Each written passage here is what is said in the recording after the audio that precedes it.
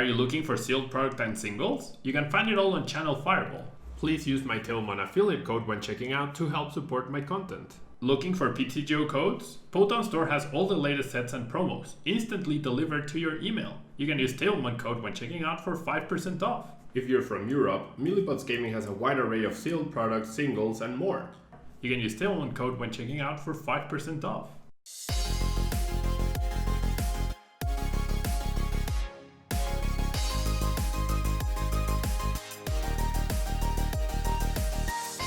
TABLEMON.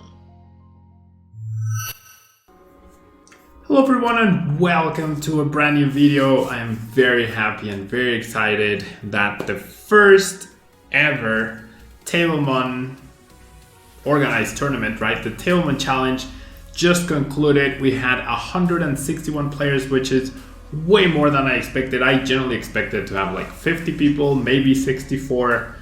Which is a magical number. 161 players played, over 200 registered, but I guess at the end of the day, commitments happen, things happen last minute that wouldn't let them, but hopefully those 50 people that couldn't play today will be able to play next Friday. I'm very excited. The prize pool got increased because of the great showing by everyone. Thank you so much to everyone who participated. I hope you enjoyed it. If you have any feedback, please, there's the Discord server to let me know. Let me know in the comment section as well. It also helps you possibly earn the daily code, right? So it's a win-win. If you leave some feedback here, I really appreciate it. We had like one hiccup throughout the tournament with 2 players that couldn't connect, and that was it, right? So the Limitless platform is amazing, and this was the top 16 bracket. We had enough players for top 16, which is incredible, right? Absolutely incredible. As you can see, the format was actually super centered around Zacian. Zacian was 30% of the field, right? Out of 161 players, 50 of them played Zacian, including myself. And honestly, that is to be expected. Zacian is obviously a very strong card, and it's also very accessible with the League Battle decks that you can get at Poton Store, and also the Zacian V promos, right, which you can also get at Poton Store. So it makes sense that a card that is available in a set and twice in different promo form or like in other products would be one of the most heavily played decks, right? Outside of that, we had the usual suspects in Eternatus VMAX and other VMAXs, but to me the surprising part was like how good Decidueye is in this format and like how much that will impact next week, okay? Because next week, right, Decidueye won the tournament, okay? Alex Hamilton, big congrats to him. He ended up winning the tournament. We actually had a first seed versus second seed final, which is not very usual. But that was awesome to see. Congrats to everyone who made it. But Alex Hamilton crushed everyone with Decidueye. And if you look at this and look at Decidueye doing really well, then you're like, maybe Vs and VMAXs are not the best choice. Or I really need to go out of my way to have like a way to solidly deal with Decidueye. So I would not be surprised to see double inclusions of AG/V. I myself am thinking that Vitality Band will be really good with AG/V so that you can actually 1-KO a Decidueye, otherwise you're 10 damage short, which might be key. So AG/ plus Vitality Band might be the hot tech for next week if Zacian remains as popular. I'm excited to see how the metagame develops week on week. So I don't know, I'm excited. Everything went flawlessly, and the Limitless website is so good for tournaments that I was able to stream. Like I was able to play in the tournament while streaming and run the tournament hopefully flawlessly, right? Like the people who participated can let me know if you had any hiccups, if you encountered any issues, but I don't think we encountered any if at all. Like there were some people who forgot to check in.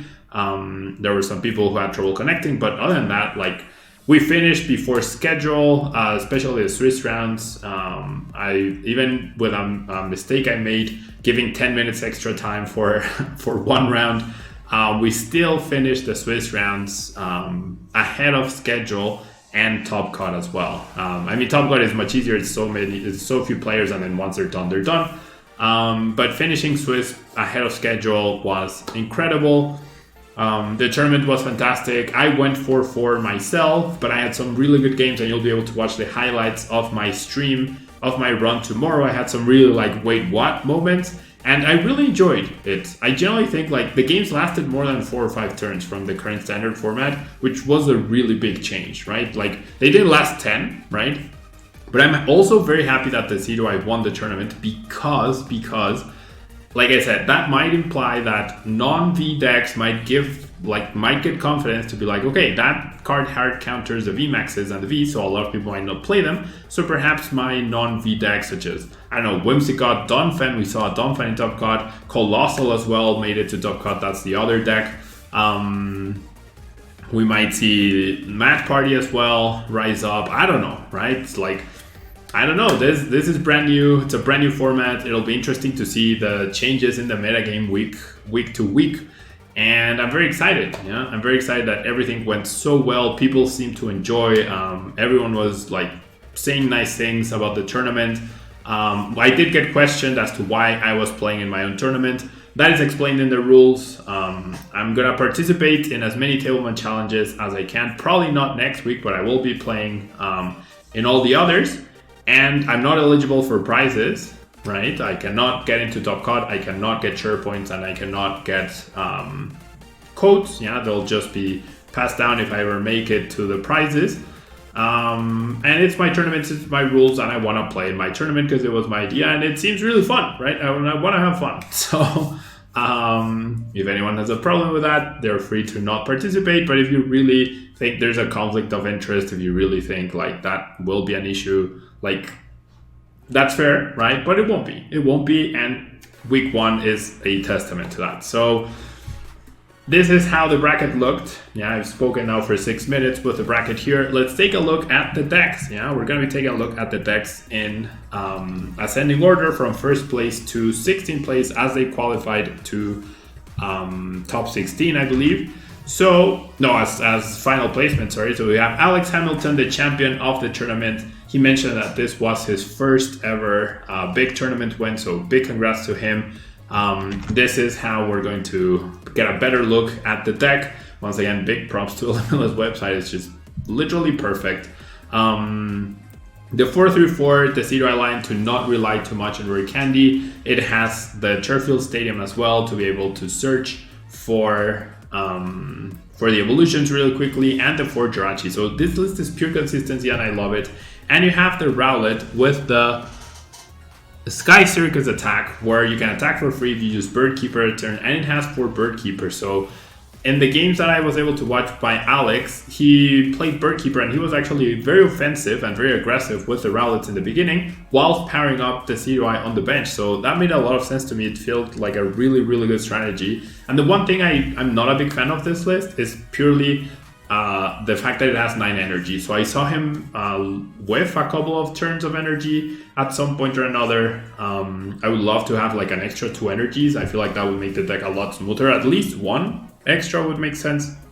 But overall, like, the deck is hyper consistent. You have the Great Balls, you have the Quick Balls, you have the Bird Keepers, the Marnies, the Research, the Bosses, and even the Sonia, right? To fetch basic energy and basic Pokemon. So this deck will definitely, a lot of people will definitely be taking a look at this and either playing it themselves, perhaps with some sort of text for the mirror, perhaps some healing, I don't know, right? Like, I saw that the 20 snipes were important in the match, so maybe even Potion, right? Potion could generally be a solid card in the Decidueye for the mirror matches. Generally, it could be a solid card for the mirror matches. Now, moving on, we have Terrace from Israel, who played Zacian deck, a pretty straightforward Zacian deck with no tech whatsoever for, no direct tech, I would say. For Decidueye, his only answers to Decidueye were the 2 Orangurus. So 2 Orangurus versus 4 Decidueyes, that seems like a very difficult battle to take, right? So I'm not sure if he was expecting it or not. I like the inclusion of Rotom Phone to help with finding energy and putting it at the top. I, on the other hand, played an excess amount of energy, like 14, and I still wasn't able to find them at the crucial times.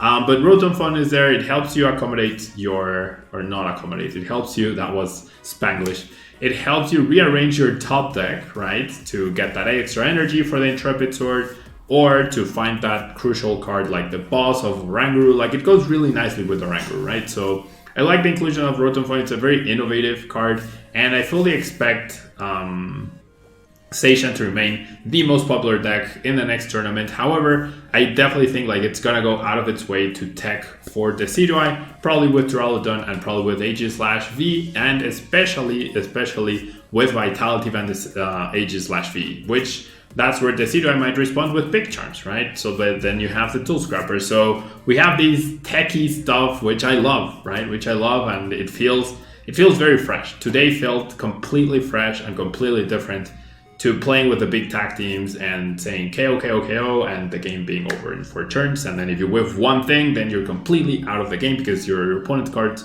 are just way too overwhelming, right? So props to him. I love the Donfan plus Oranguru combo and also the Jirachi. So a lot of search, right? A lot of direct search and a lot of Pokemon support for Terrace. Now, third place, we have Qatar from Hungary, I believe that is the flag, with not Poison, Eternatus, right? Just straight Eternatus, hyper consistent as well. 4/4 Eternatus, 4 Crobat, 4 Zigzagoon, the Hoopas, and the Sableye to help deal with Zamazenta, and also Decidueye, but with Hoopa being weak to Decidueye and not really reaching for that KO easily at all, right? You need a bunch of support through the Zigzagoons, and even that feels a little clunky at times. It's easy to see why this deck fell to Decidueye, and even Zamazenta feels a little troublesome. It does have some disruption with the Crushing Hammers, which is really nice to see. And then it relied on Pierce more than anything, right? I'm also surprised not to see any Incense, but rather the Great Balls. But with Pierce, you can't directly search for the evolution, so that makes sense.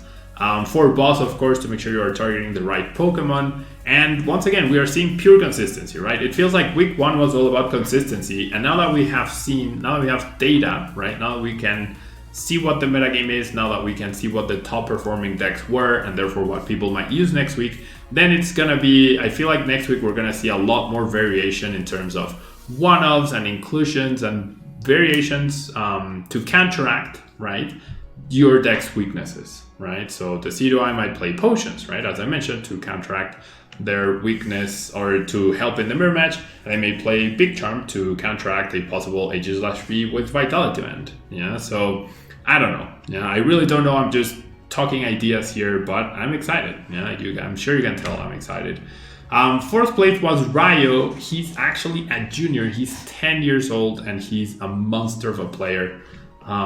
He's insanely good. He was able to get top 4 in this tournament with the Zacian V deck. No answer to the Decidueye once again, other than the 2 Orangurus, but as always, 2 Orangurus versus 4 Decidueye feels like an uphill battle, or an impossible battle, rather. But he featured Turbo Patch, so I really like that. Turbo Patch and Null Sauce are definitely a great way to counteract the presence of Crushing Hammers, which did make an appearance, not as much as other times, but I do expect Crushing Hammers to be a constant throughout this challenge.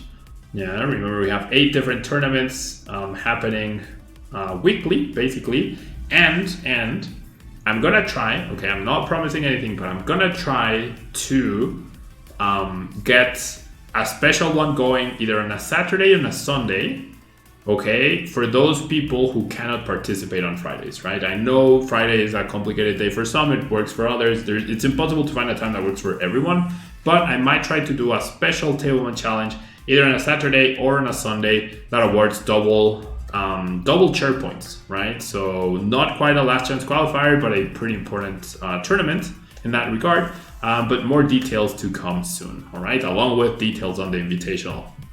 And so, pretty cool deck by Raya, really impressive showing by the 10-year-old prodigy, may I say. Fifth place, we have J.W. Craywell, Flex Daddy Righteous, as some of you might know him. He was the only Dragapult in the tournament, okay? The single Dragapult out of 161 players and he lost round 1 because he forgot to check in. Okay, so he lost round 1 because he forgot to check in, and then he just kind of went on a tear, and he won the next 7 games in a row to get to top cut, won top 16, and then finally fell in top 8. Dragapult with so much energy denial. He has the Clefable with the scoop up nets for recycling that. He has the crushing hammers and the Team Yell Grunt, so pretty exciting to see all of that energy denial. And like, it doesn't matter if you have Dark Weakness, right? If they can't attack you, if you're denying all the energy all the time. So really impressive deck, really cool combination here, and has a Zigzagoon and Scoop Up Nets for extra damage placement, has the Jirachi to access the deck, and then has consistency in Marnie, Research, 10 energy, which is solid, but probably the bare minimum this deck can run. Does have Incense because it doesn't need, it'd rather search directly for the Clefable or the Dragapult instead of randomly getting Pokemon with Great Ball. And yeah, I mean, overall a solid deck, and it performed pretty well. I'm not sure how many Dark type decks he faced throughout the day, but I'm sure like if you made it 7-0, we can actually check. Yeah, I feel like we should check. Yeah, take a look at this. He beat Sandacona Colossal. He lost to the top 4 player, right? Salt with a turn test because he forgot to check in. And then he beat the Decidueye Obstacle, he beat Zacian, he beats, this is Colossal, then the Decidueye, then Zacian, and then beat Colossal again. And then finally went down to the one Dark deck he did play against, right? So this felt like, even though he didn't check in, was probably a bad matchup, and then he ended up losing to what you would expect to be a bad matchup. But really cool list, and if Eternatus at some point with Colossal getting popular and whatnot ends up not seeing too much play or too much success, then Dragapult seems like a good call for a tournament, yeah, for a challenge. Now, Will Murky Johnson, he's done pretty well. I feel like I keep seeing his name in all the important, at the top, in all the important or big online tournaments. He played Zacian as well. However, he did play not only Aegis/V, but also the Galarian Stunfisk V, which with its ability, it can place damage counters back on as the Decidueye attacks it. He also played a lot of energy recovery with the Turbo Patch and the Metal Saucers to compensate for, I was going to say Enhanced Hammers, to compensate for Crushing Hammers. So really, really cool to see that. And then just overall consistency for Zacian, the Crobats, the Jirachi, the Oranguru, and then the Zamazenta in a VMAX centered era, right? It makes a lot of sense. And then the 3k buff toughness is also really nice for the mirror matches of Zacian, which were very, very present. Single Bird Keeper, single Eldegoss, but nothing out of the ordinary. He went out of his way to play the Decidueye counters, right? So that's really impressive to see. Yeah, good meta read right there. Now we have Robin Schultz, former 2018 world champion, with a hyper consistent deck, not even reaching a third row in his deck list. He did play the one Aegis/V, and he played the triple Sonia instead of he played the triple Sonia, which is very impressive. I feel like this is a really solid skeleton. If you're like going blind into a tournament, this is just pure consistency, and then you have one out to annoying stuff and see if that gets you there. He'll probably need more answers to the Decidueye and Obstagoon and Altaria for the upcoming challenges if he decides to play them. But I like the Sonia inclusion. It helps with the consistency early on.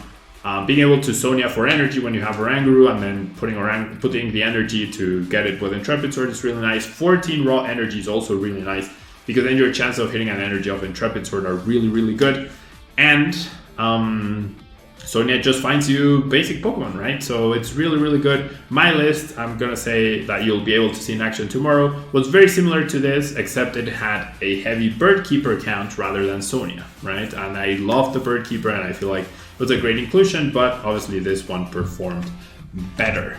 Now, next up we have Christian Chase Jr. with another Eternatus deck, this time Poison Eternatus, right? Poison Eternatus, really cool to see. I feel like this will be a strong pick no matter what. I'm surprised we don't see Bird Keepers to really take advantage of the Poison. But just straight up consistency once again, 4 for Eternatus, 4 for Toxic Rogue, 4 Crobat. It doesn't get better than that. with the Slowbros and the Hoopa. He did play a Rose Tower, which is an interesting inclusion without Rose. I don't know how often he used it, and especially at a 1 count, I don't know how often it helps, especially when there's no reset stamp. Like, how often does it help you? I don't know, but it's not bad to have, right? It's definitely never bad to have extra access to resources. The issue is that you do give extra access to resources to your opponent as well.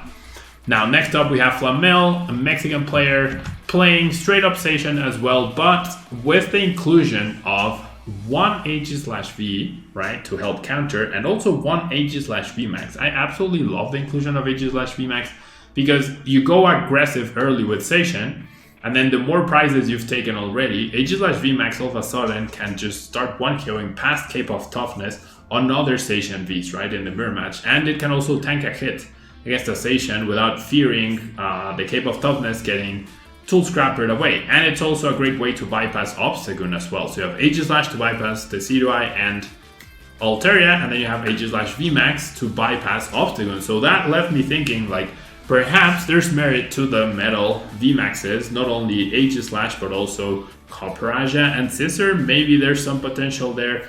I'm not sure, but I guess we'll see if next week we see some people try those decks out. But I wouldn't be surprised to see like a heavier focus on AG/V max, because AG/V is the perfect answer to Decidueye, right? And AG/V max is a really good answer to Obstagoon and just a really bulky and powerful Pokemon overall. And then you could still focus on Zacian, and you can even run energy switches to redirect the energy that you get from Intrepid Sword onto your AG/s. So something to keep note of there. I really like that inclusion of the 1/1. Next up we have Luigi Lira, another Zacian deck.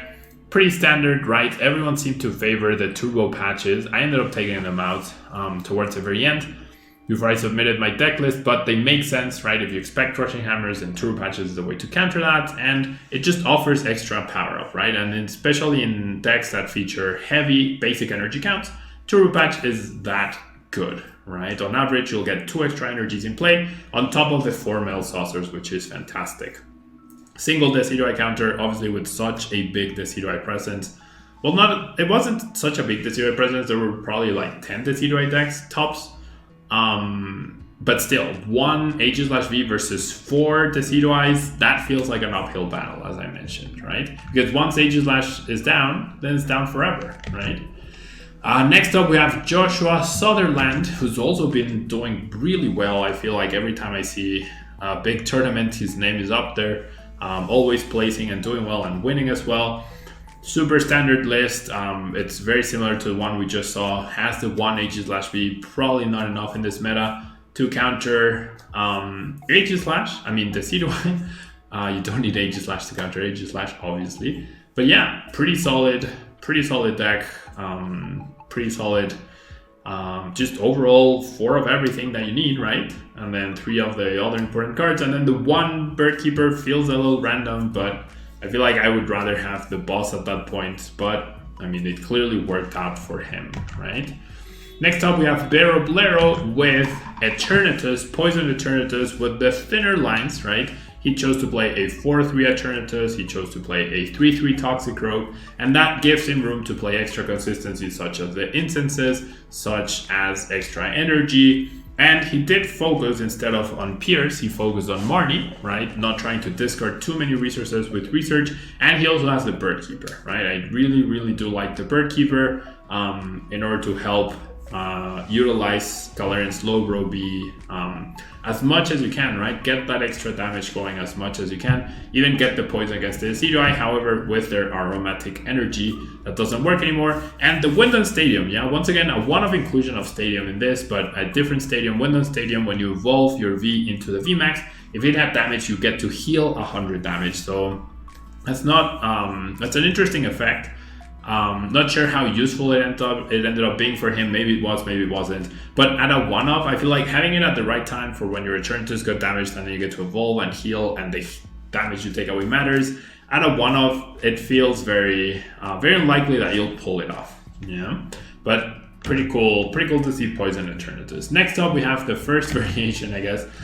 We have Donfan with Jirachi and Altaria. So Altaria, there's no real synergy between Altaria and Donfan right here, other than they're two very good non-V Pokemon, and Altaria walls a lot of stuff, right? Especially unprepared things like Zacian decks that don't have Aegislash, or they have one Aegislash, right? So I like this deck. It's also very well-rounded, 4 of every important card. A lot of consistency. The only single card here is Tool Scrapper, and has the memory capsule, right, to be able to access Fan Piece attack and be able to deal extra damage based on how much damage you've dealt yourself using Earthquake. And since there's no ADP, you can expect to use Earthquake quite a few times, right? Games did last longer in this format, and therefore that's really useful, right? That's really useful to get access to that extra powerful attack without damaging your bench, and after you've attacked 1 or 2 times with 2 or 3 Donfans, right? So pretty cool thing to see, pretty cool concept, and I do expect to see more combinations like this of Altaria with other really good non-V Pokemon in the future. Now, I played against him. I got completely crushed, and in tomorrow's video highlights, I think you'll definitely enjoy. The games were super intense and super close. Colossal, right? Colossal box, I guess, featuring Ninetales, Sandaconda, and Double as attackers. This deck felt really, really good. The inclusion of Skyla is very peculiar, but it's the best way to search for rare candy now, so I really do like that. And you can see how the deck, it's very aggressive with its discards with Research and Marnie, and the game ended up being quite intense, right? Quite intense. The one that we played, but the variety of attackers I love. It gives you variety of weaknesses. The 4/1/4 Colossal is like the best way to get maximum chances of getting Colossal, perhaps with a second Roly-Coly. I did not like the fact that he doesn't have a direct way to search for Colossal though. He has 4 Great Balls, but not a single Evolution Incense, right? So I feel like that's the one downfall of this. I don't know if he'll be playing this or not later on.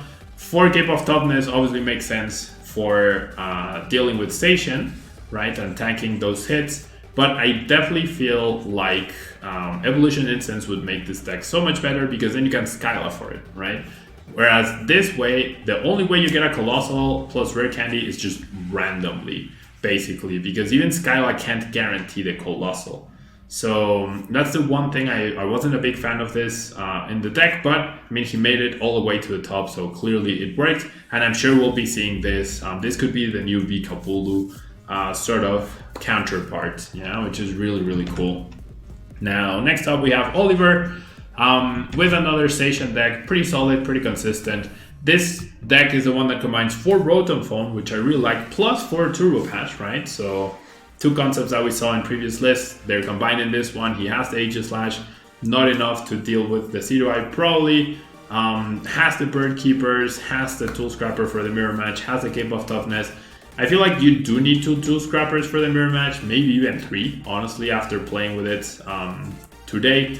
But I like the inclusion of Rotom Phone. It gives you that extra dig, and with 2 Orangaroos, you can access the card immediately if you found what you needed. So pretty cool Zacian deck. And then finally, the 16th place, we have Darkmod with another Decidueye deck. This one featuring a much more aggressive approach, or versatile approach, I would say. Instead of 4 Jirachis just looking at one card, it tries to establish a setup with Snorlax, right?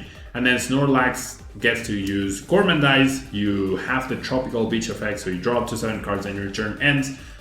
With decks featuring 4 Marnie, I'm not sure how effective that is, but Snorlax, like, it's actually quite tanky, and we saw the first place versus 16th seed, right? So we saw this year in Mirror Match, and Snorlax, I actually got to see Snorlax attack, and there was a Paralysis Coin Flip from Body Slam that actually could have mattered, so that was really cool to see.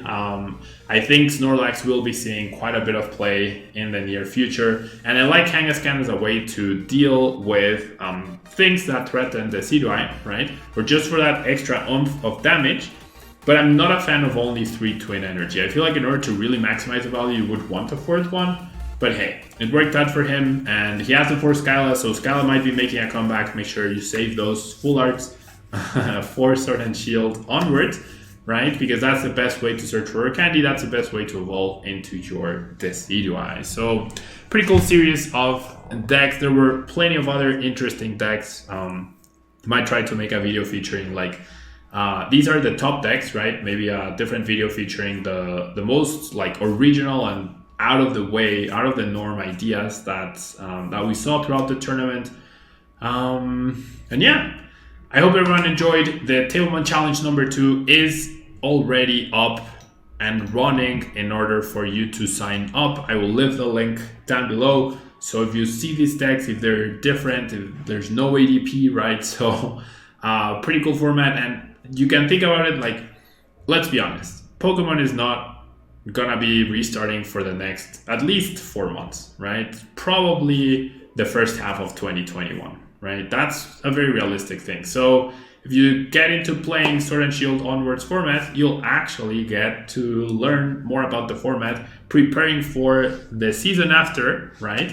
Where hopefully, right, by the end of 2021, we are back to playing Pokemon in real life, and all this experience will help you. It's free to enter, so why wouldn't you play? You can get packs, you can get chair points, right? Chair points are amazing. Chair points. I love the idea of chair points. And if you have any comments, feedback, anything, let me know here or tweet at me or message me or anything you like. Join the Discord server to join the discussion for next week. And I will see you in our next video. Bye-bye.